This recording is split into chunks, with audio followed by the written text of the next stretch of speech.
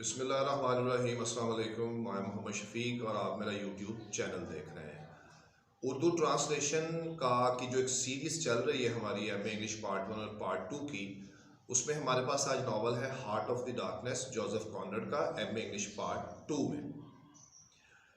इसकी स्टोरी और समरी आपसे तफसील से शेयर करने से पहले मैंने आपको बताया हुआ है कि जिस पॉइंट पे राइटर बात करता है उसको तालिब इल्म के लिए समझना ज़रूरी है और कौन सी लिटरेरी डिवाइसेस वो इस्तेमाल करता है, यानी आयरनी, ह्यूमर, मेटाफेयर, सिमिली, सिंबल्स, इसका थोड़ा बहुत पता होना चाहिए। क्या वो सबक देता है अपने पढ़ने वाले को, लास्ट में उसका पता होना चाहिए और उसकी डिटेल स्टोरी का पता होना चाहिए। फिर आप उसको क्वेश्चंस की तरफ मूव कर जाएं, वो प्रिपेयर करें, जो कि मेरी वीडियोस के इस चैनल में आगे अपलोडेड हैं तुलबा के लिए। रॉकेट साइंस नहीं है, दौर भी हार्ड वर्क का नहीं है, सिंपली आप स्मार्ट वर्क करें तो आप आगे निकल सकते हैं। टाइटल जितने भी हैं इंग्लिश पार्ट 2 के नॉवेल्स के वो बड़े कॉम्प्लिकेटेड हैं, उसको समझने की ज़रूरत है। हार्ट ऑफ द डार्कनेस का टाइटल मैं आपको समझाने की कोशिश करता हूँ। There are many explanations and interpretations of this title of the novel heart of the darkness. दो अहम जो मैं आपको बता देता हूँ। सबसे पहली ये है कि हार्ट ऑफ द डार्कनेस, दुनिया को अगर हम इस तरह अंडे की शक्ल में देखें तो जो सबसे निचला हिस्सा है दुनिया का वो जंगलात पे मुबनी है, बर-ए-आज़म अफ्रीका है और वहाँ पे लोग काले हैं, वहाँ जहालत है, वहाँ तालीम नहीं है, वहाँ इल्म नहीं है। तो इसलिए उस इलाके को हार्ट ऑफ द डार्कनेस यानी दुनिया के दिल का अंधेरा हिस्सा जो है उसको कहा जाता है। ये तो एक इसकी आउटर एक्सप्लेनेशन है हार्ट ऑफ द डार्कनेस की। जो इसकी दूसरी एक्सप्लेनेशन है हार्ट ऑफ द डार्कनेस की वो ये है कि दुनिया में मुख्तलिफ़ किस्म के नस्लों के लोग पाए जाते हैं और वो कौन से ऐसे लोग हैं दुनिया में जिनके दिलों को बुराई ने काला कर दिया हुआ है, बिल्कुल डार्कनेस से भर दिया हुआ है। वो लोग कौन से हैं? वो हैं गोरे। तो इसकी तफसील आपको नावल में सारी मिल जाएगी। किस चीज़ से कर दिया? लालच, तमा, हवस, नाइंसाफ़ी, जुल्म, बदअखलाकी, बदतहज़ीबी ने इसको कर दिया। ये इसके नावल के टाइटल की दो तशरीहें हैं जिसको आप जहन में रखें। अब आते हैं इस नावल की प्रॉपर समरी की तरफ। इस नावल को जोसेफ कॉनरड ने बजाते खुद अफ्रीका के सफ़र के दौरान जो वाक़यात उसको पेश आए, जो मुशाहदात उसने किए, उसके ऊपर ये नावल लिखा गया है। 1890 में जोसेफ कॉनरड बजाते खुद जहाज़ के कप्तान की जिम्मेदारी लेके तो दरियाए कांगो, जो कि बहुत लंबा रिवर है जो यूरोप को अफ्रीका से मिलाता है, उसके ज़रिए वो बर-ए-आज़म अफ्रीका में गया। वहाँ पे जो मुशाहदात उसने देखे, वाक़यात उसने अपनी डायरी में कलमबंद किए और बाद अज़ां उसको नावल में ढाल दिया। खुद वो इन नावल में इस वाक़यात को बयान नहीं करता। उसने एक फ़र्जी और मरकज़ी किरदार, अपना जो हीरो भी है मार्लो, उसके ज़रिए तमाम वाक़यात बताए। कॉनरड इस चीज़ का चश्मदीद गवाह है कि उसने इस नावल के अंदर जो गोरे अंग्रेज़ जो हैं उनकी मक्कारी, उनकी अय्यारी, नाइंसाफ़ी, जुल्म, जबर, सारी की सारी चीज़ें ऐसे उसने दीवार से खरोचने के बाद नीचे से जो रियलिटी थी, नेकेड रियलिटी उनके दिलों की, गोरों के, वो हमारे सामने रखी है।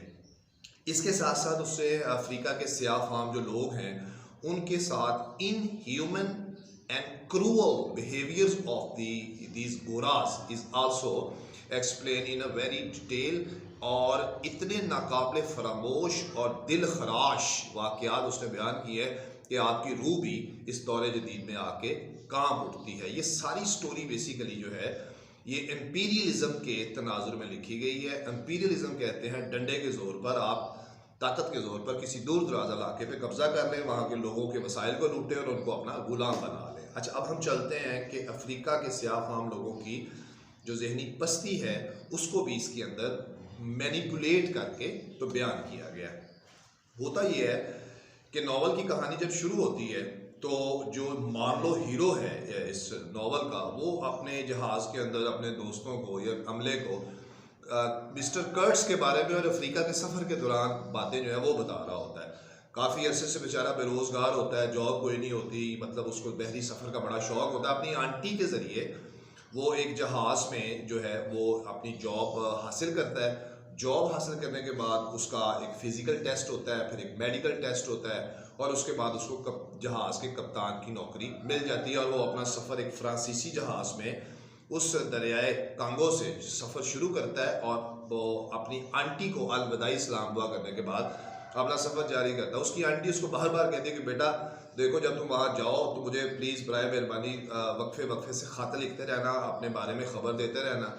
और जहाँ पे मार्लो का ये फिज़िकल टेस्ट और मेडिकल टेस्ट होता है, वहाँ पे वो 2 स्वेटर बुनती हुई औरतों को देखता है जो काले रंग की ऊन से स्वेटर बुन रही होती हैं। इसकी अभी तफसील आपको क्वेश्चंस में मिलेगी, लेकिन ये इसकी स्टोरी चल रही है। खैर, वो अपना सफ़र शुरू करता है और अपने सफ़र के दौरान वो जिस फ्रांसीसी जहाज़ के अंदर सफ़र करते हुए जाता है,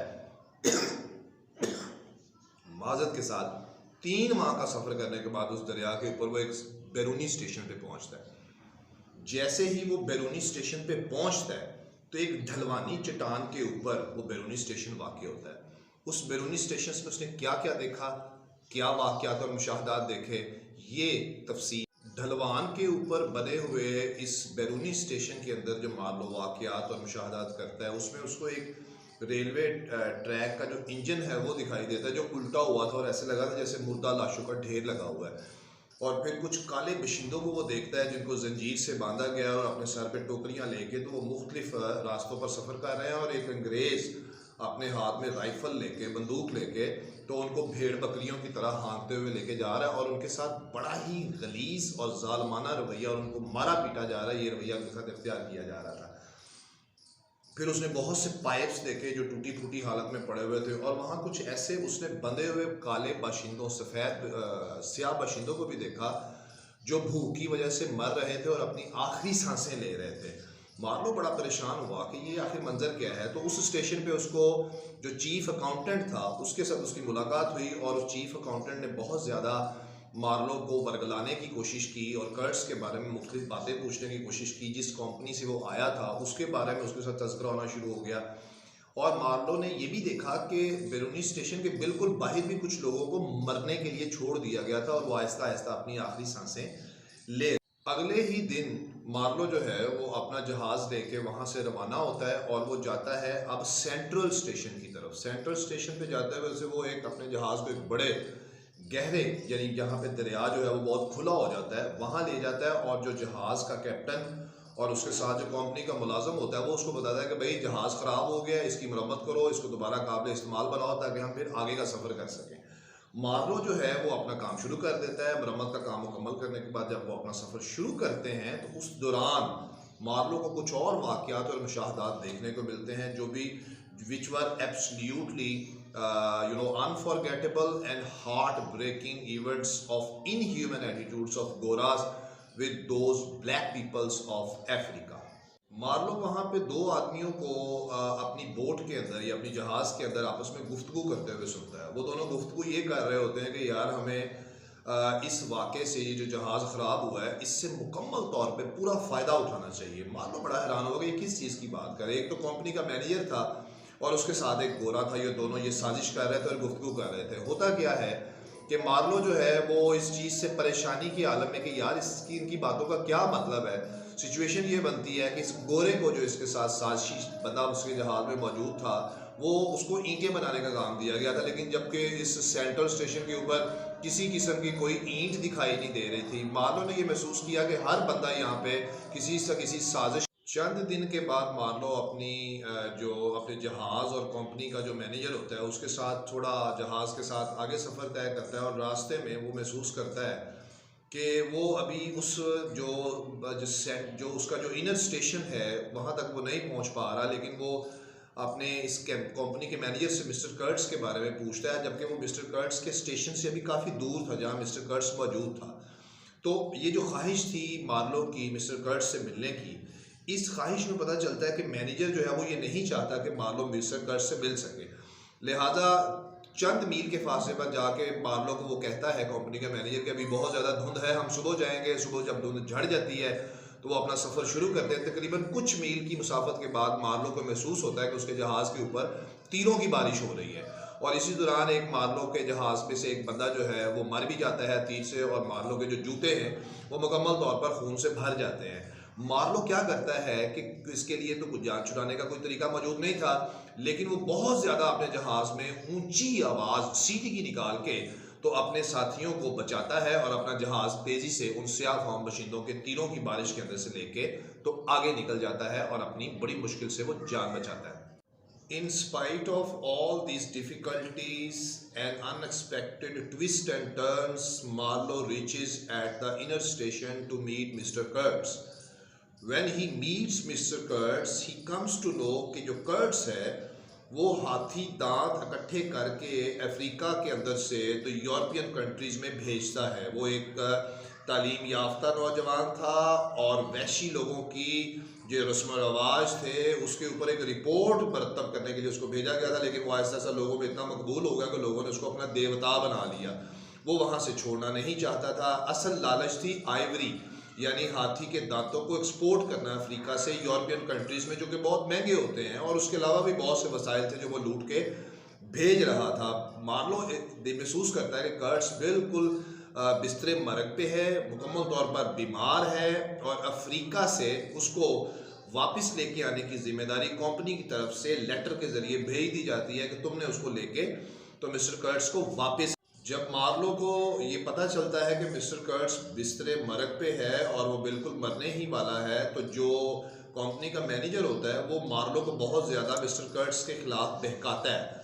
लेकिन चूंकि मार्लो अपने दिल में ज़रा नरम गोशा रखता है मिस्टर कर्ट्स के लिए, तो वो जब देखता है कि मिस्टर कर्ट्स इंतकाल कर गया है और उसकी ज़िम्मेदारी भी है उसको वापस भी लेके जाना है, तो मार्लो अपने कुछ मामला तय करने के लिए ब्रसल्स, जहाँ से ये सारे के सारे लोग भेजे जाते हैं अफ्रीका में, कुछ मामला वहाँ तय करने के लिए जाता है। तो एक दिन कंपनी का ऑफिसर उसके पास आता है, मुख्तलिफ सवालात पूछता है वहाँ के बारे में, लेकिन मार्लो जो है उनको किसी भी किस्म के सवाल का जवाब देने से इनकार कर देता है। और वो जो ऑफिसर होता है कंपनी का, वो मार्लो को कानूनी कार्रवाई की धमकी दे के तो वहाँ से चला जाता है। मार्लो अब ये फाइनल एंडिंग जो छोटे छोटे वाक़यात हैं उसके बारे में हमें बता रहा है।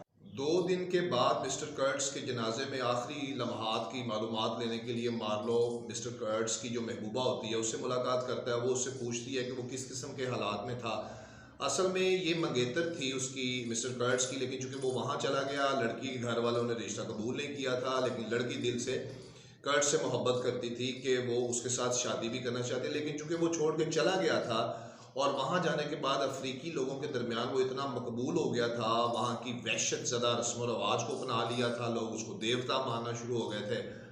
तो वो लड़की जो है वो मार्लो से कुछ और भी इन्वेस्टिगेट करना चाहती कि क्या ऐसा है कि मैं तो उससे मोहब्बत सच्ची करती थी, उसका इंतज़ार अभी तक किया, तो क्या कर्ट्स भी उससे मोहब्बत करता था। तो मार्लो ने उसका दिल रखने के लिए कहानी की इस अख्ताम पे नावल की उसे ये तसल्ली दी कि कर्ट्स भी जब मर रहा था तो उसके होंठों पे तुम्हारा ही नाम था, तुम्हारे बारे ही में वो अच्छे अल्फाज बोल रहा था, जिस पे लड़की इस बात को सुनने के बाद फूट फूट के रोना शुरू कर देती है और यहाँ पे नावल की स्टोरी खत्म हो जाती है। इसको 3-4 मरतबा सुने और इसके क्वेश्चंस प्रिपेयर करें और अपने आप को एक आसान ट्रैक पे चलाएं ताकि आपको कामयाबी मिले और आपके लिए आसानी पैदा हो।